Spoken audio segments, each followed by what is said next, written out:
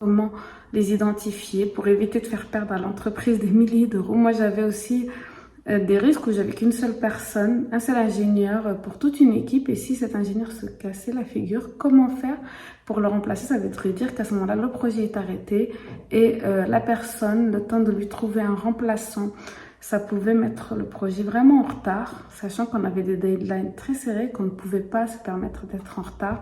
Il était sur le chemin critique.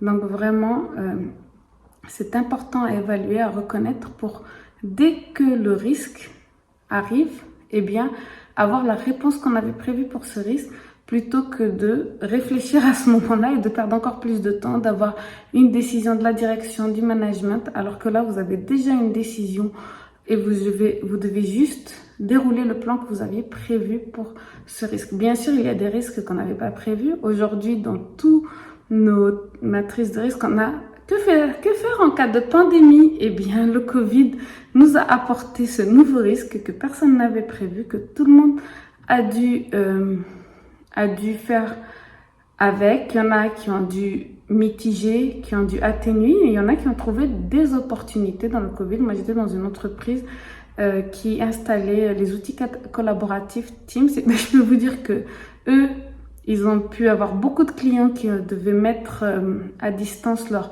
employés, les former, mais aussi beaucoup de leurs clients étaient dans le médical parce que les entreprises devaient continuer à livrer aux hôpitaux, devaient continuer à livrer des masques. Donc, vous voyez bien que il y a toujours des risques, des opportunités. C'est le pendant entre risques et opportunités.